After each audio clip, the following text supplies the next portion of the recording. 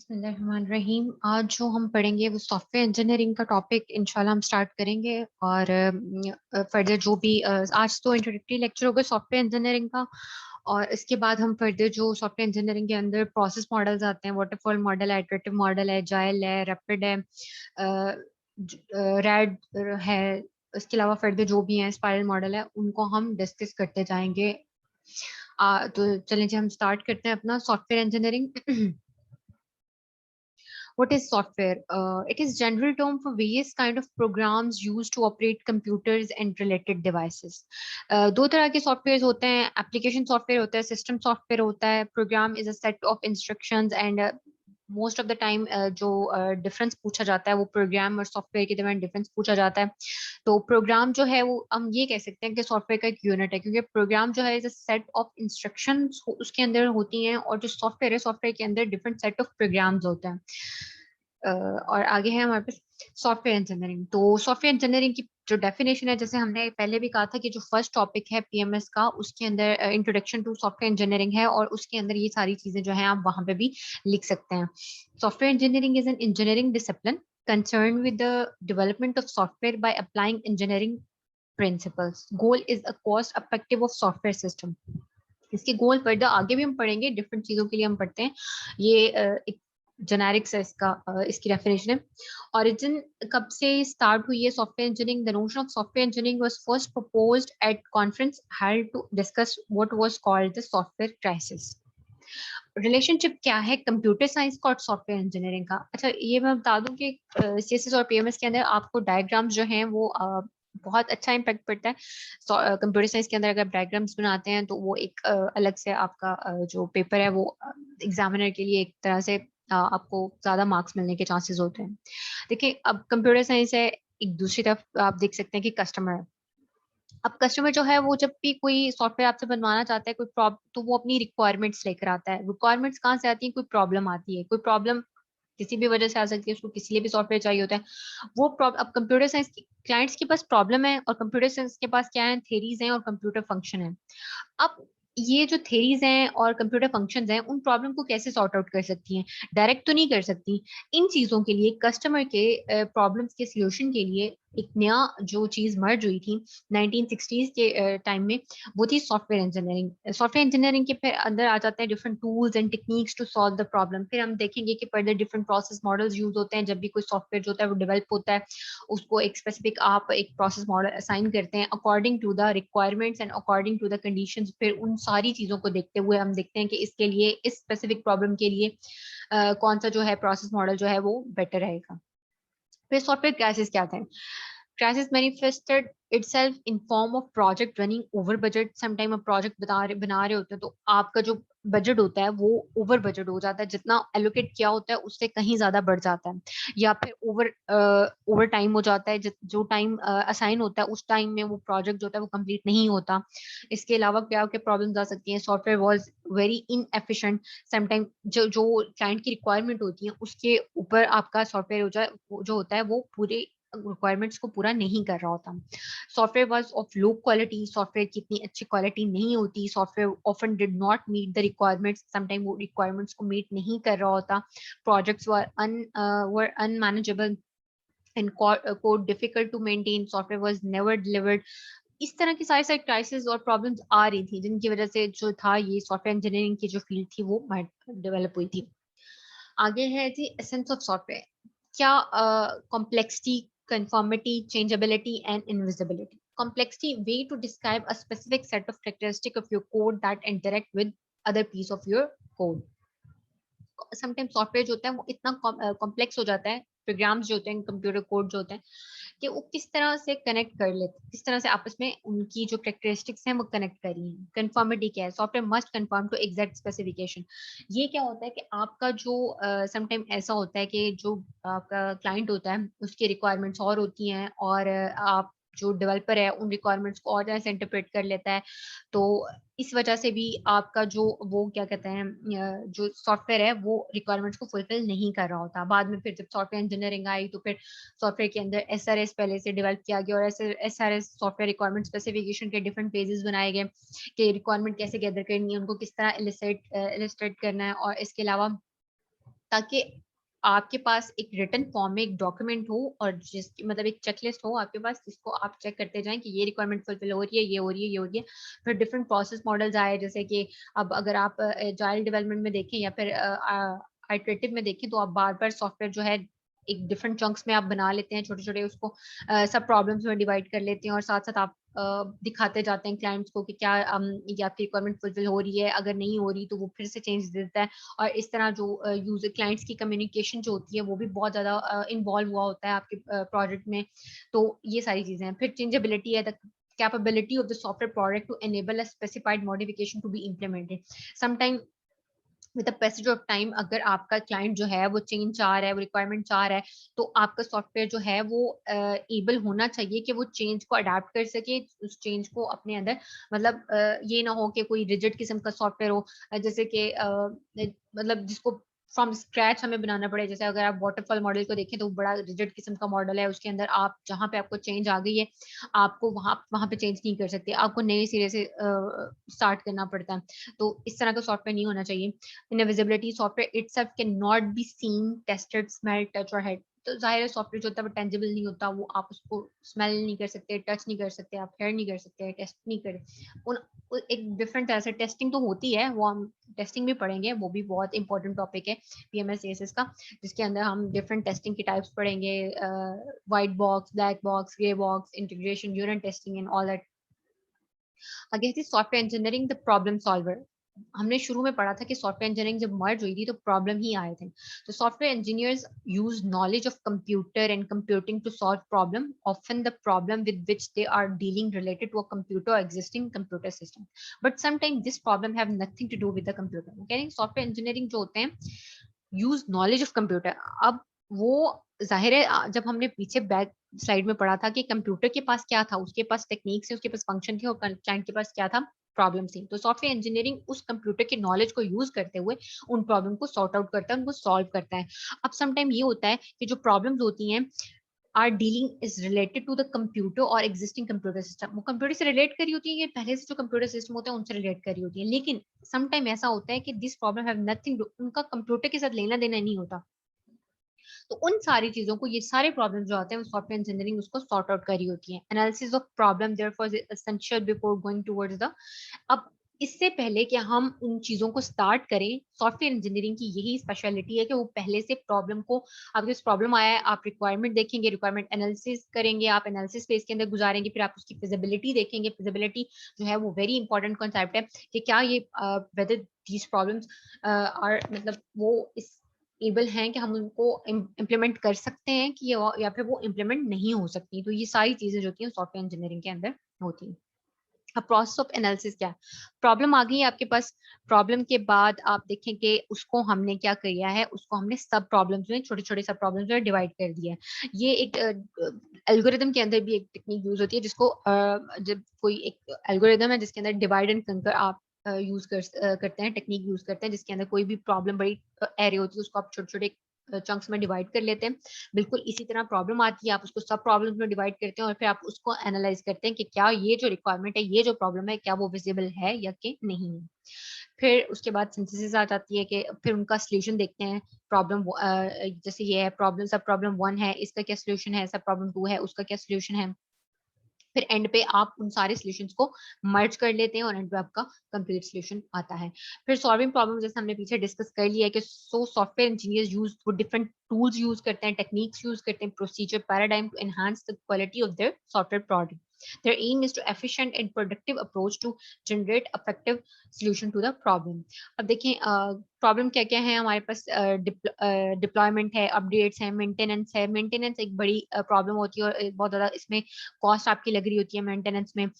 System design होते हैं, system analysis होता है, रिक्वायरमेंट्स आती हैं, कोड डिजाइन आता है, टेस्टिंग आती है। यहाँ पे तो एक आपको ओवरऑल एक पिक्चर दिखाई गई है एब्स्ट्रैक्ट लेवल पे, लेकिन जब आप प्रोसेस मॉडल पढ़ेंगे तो फिर आप देख सकते हैं कि फर्दर एक एक चीज को हम डिस्कस करेंगे। Software engineering diversity. There are many different types of software system and there is no universal set of software technique that is applicable to all of these. वो ये कह रहे हैं कि there different type of software system है, और कोई भी एक ऐसा यूनिवर्सल सेट नहीं है सॉफ्टवेयर टेक्निक्स का दैट इज जो सबके लिए एप्लीकेबल हो. तो the software engineering method and tools use depend on the type of application being developed, the requirement of the customer and the background of the development team. आपके जो भी हमारे पास आते हैं सॉफ्टवेयर इंजीनियरिंग के जो मेथड्स होते हैं एंड जो टूल्स होते हैं वो किस पे डिपेंड कर रहे होते हैं, डिपेंड कर रहे होते हैं वो आपके कस्टमर की रिक्वायरमेंट पे, आपके डेवलपमेंट की टीम पे, कि डेवलपमेंट टीम जो है उनकी क्या स्पेशलिटी है, वो कौन सी लैंग्वेज यूज कर रहे हैं, या फिर वो किस हद तक उनका एक्सपीरियंस है. ये सारी चीजें मैटर करती हैं. Importance of software engineering है, the economies of all software developed nation are dependent on the software. आजकल देखेंगे जो दुनिया है ग्लोबल विलेज बन चुकी है, उसमें आईटी का, इंफॉर्मेशन टेक्नोलॉजी का, कंप्यूटर कम्युनिकेशन एंड नेटवर्किंग का, इंटरनेट का एक बहुत बड़ा रोल है. तो ये सारी जितनी भी इकोनॉमीज हैं वो सारी की सारी किस पर डिपेंड करना शुरू हो गई हैं. ओवरऑल देखा जाए ग्लोबली तो वो सॉफ्टवेयर पे डिपेंड कर रही हैं. More and more systems are software controlled. जितने भी सिस्टम्स हैं आप किसी भी चीज में देखिए, आजकल तो मशीन लर्निंग, आर्टिफिशियल इंटेलिजेंस आई हुई है, तो सारे के सारे कौन कंट्रोल कर रहा है, उनको सॉफ्टवेयर कंट्रोल कर रहा है. ट्रांसपोर्टेशन हो गई आपकी, मेडिकल हो गया आपकी, टेलीकम्युनिकेशन, मिलिट्री, इंडस्ट्रियल, एंटरटेनमेंट, हर चीज जो है वो कौन कंट्रोल कर रहा है, सॉफ्टवेयर कंट्रोल कर रहा है. अब देखिए लेकिन इसमें प्रोजेक्ट फेलियर भी बहुत आता है. Project failure according to the जो रिसर्च है या फिर उसके अकॉर्डिंग क्या होता है, आपके जो 19% प्रोजेक्ट होते हैं वो कैंसिल हो जाते हैं due to many reasons. For example आपकी रिक्वायरमेंट्स जो है वो फिजिबल नहीं है, या फिर आपका बजट उतना नहीं है, या फिर कोई भी और रीजन हो सकती है, या फिर कॉस्ट का इशू हो सकता है, टाइम का इशू हो सकता है, एंड मेनी अदर प्रॉब्लम्स.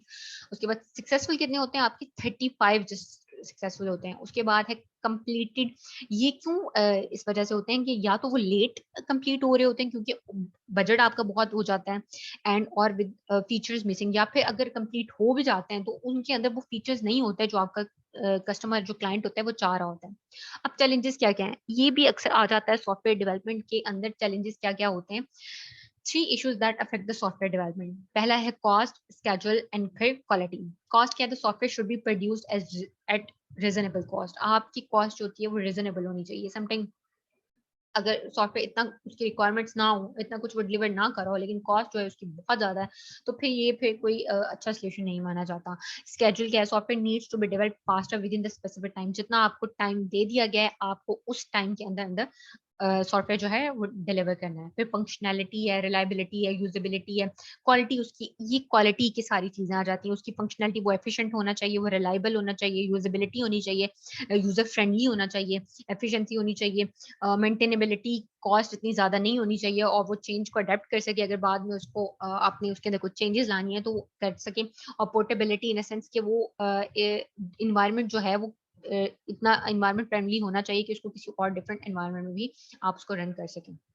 पहली हमारे पास है cost. Software cost often dominate computer systems cost. The cost of software on PC are often greater than the hardware cost. अब अक्सर ऐसा होता है कि आपका जो सॉफ्टवेयर की कॉस्ट होती है पीसी की, वो हार्डवेयर से भी बढ़ जाती है.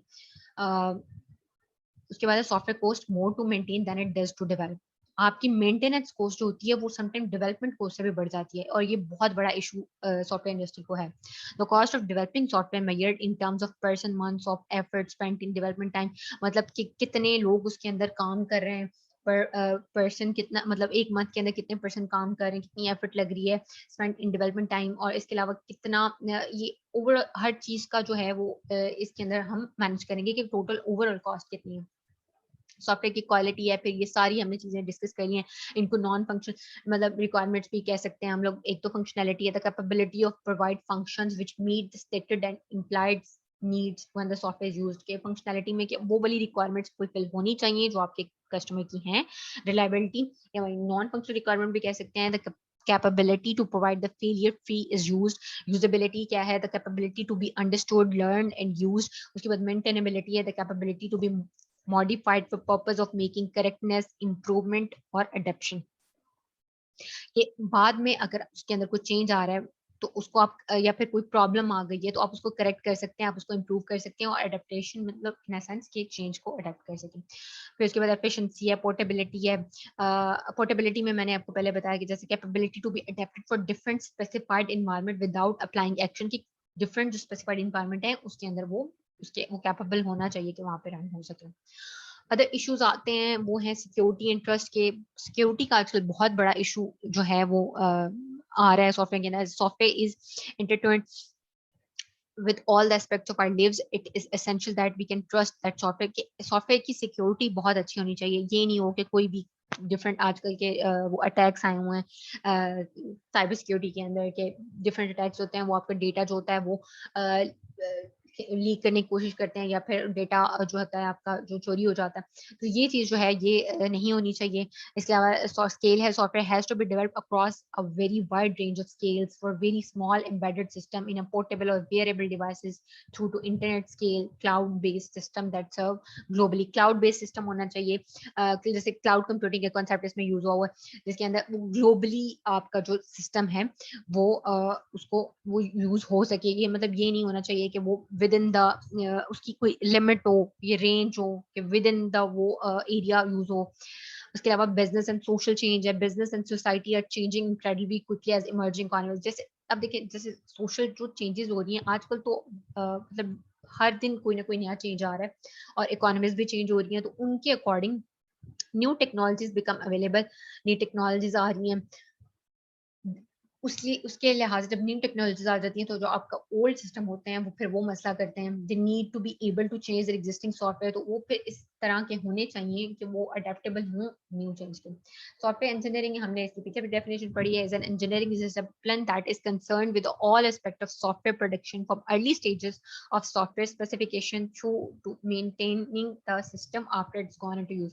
ये जितने भी सॉफ्टवेयर के एस्पेक्ट्स होते हैं उसकी अर्ली स्टेजेस, इट मींस के उसकी रिक्वायरमेंट गैदरिंग से लेकर उसकी आफ्टर, मतलब तो आपने डिलीवर कर दिया, और डिलीवर करने के बाद आफ्टर उसकी जब उसकी मेंटेनेंस की जरूरत हो, उस सारे प्रोसीजर को, सारे जितने भी होते हैं और उस यूज को सॉफ्टवेयर इंजीनियरिंग कहते हैं। सॉफ्टवेयर इंजीनियरिंग डिसिप्लिन है फिर using appropriate theories and methods to solve the problem, bearing in mind and organizational financial constraints. Different इसके डिसिप्लिन है। उसके बाद all aspects of software production, not just technical process of development, also project management and development of tools methods to support software production. अच्छा, important क्या है इसमें कि आपको अगर हम सीएसएस और पीएमएस के लिहाज से देखें तो आपको उनकी डेफिनेशन आनी चाहिए अच्छे से। इसके अलावा इसके रोल्स क्या क्या हैं, इसकी फंक्शनल रिक्वायरमेंट्स कौन कौन सी हैं, इसकी नॉन फंक्शनल रिक्वायरमेंट्स सॉफ्टवेयर की कौन कौन सी हैं, और समटाइम ऐसा भी होता है कि चैलेंजेस क्या क्या हैं सॉफ्टवेयर को, ये वाली जो चीजें हैं ये भी पूछी जा सकती हैं। इम्पोर्टेंस क्या क्या है, इम्पोर्टेंस तो मोर and more individuals in society rely on advance software system. हमने पीछे भी पढ़ा है कि आजकल जो पूरी इकोनॉमी है, पूरी वर्ल्ड जो है वो सॉफ्टवेयर पर डिपेंड करने लगी है। We need to be able to produce reliable and trustworthy systems economically and quickly. It is usually cheaper in long run to use the software engineering method and techniques for software system rather than just write the program as it was personal programming project. For most types of system, the majority of the cost are the cost of changing the software after it has gone into use. कि आज का importance जो है वो तो understood सी बात है कि हर चीज जो है वो सॉफ्टवेयर पर डिपेंड करने लगी है। इसके अलावा सॉफ्टवेयर जो होना चाहिए वो ट्रस्टवर्दी होना चाहिए, रिलायबल होना चाहिए, चीपर होना चाहिए। क्योंकि आप सीएसएस और पीएमएस की बात करें तो इसके अंदर आपका जो क्या कहते हैं आपकी क्वालिटी भी मैटर करती है, आपकी क्वांटिटी भी मैटर करती है। ऑल्दो इसमें जो क्वेश्चंस आते हैं वो 5-5 के नंबर के भी हो सकते हैं, 4 नंबर के भी हो जाते हैं, समटाइम 8 मार्क्स का भी हो जाता है, तो क्वांटिटी जो है वो आपकी मैटर करती है। आगे importance of software engineering, reduce complexity, तो कम्प्लेक्सिटी कम होनी चाहिए, मिनिमाइज उसकी कॉस्ट कम होनी चाहिए। अब बड़ा प्रोजेक्ट हैंडल, बिग प्रोजेक्ट, बड़ा प्रोजेक्ट आ जाए तो उसको किस तरह हैंडल करना है, टाइम को किस तरह मैनेज करना है, रिलायबल सॉफ्टवेयर किस तरह बनाना है, इफेक्टिवनेस कैसे उसकी इंक्रीज करनी है। वेल इंजीनियर्ड सॉफ्टवेयर क्या होता है, अब well engineered software has the following, ये इसकी कैरेक्टरिस्टिक्स होनी चाहिए जो सबसे अच्छा सॉफ्टवेयर होता है। मेंटेनेबिलिटी, रिलायबल होना चाहिए, एफिशिएंट होना चाहिए, user friendly and cost effective होना चाहिए। आज की जो हमारी वीडियो थी वो इंट्रोडक्शन टू सॉफ्टवेयर इंजीनियरिंग थी, जिसके अंदर हमने पढ़ा कि सॉफ्टवेयर इंजीनियरिंग क्या होती है, सॉफ्टवेयर इंजीनियरिंग को क्या क्या चैलेंजेस हैं आजकल, और इसकी इंपॉर्टेंस क्या है सॉफ्टवेयर इंजीनियरिंग की, और इसके अलावा कुछ फंक्शनल और नॉन फंक्शनल रिक्वायरमेंट्स को हमने पढ़ा था। कल से इंशाल्लाह हम अपना जो है वो प्रॉपर प्रोसेस मॉडल्स को स्टार्ट करेंगे।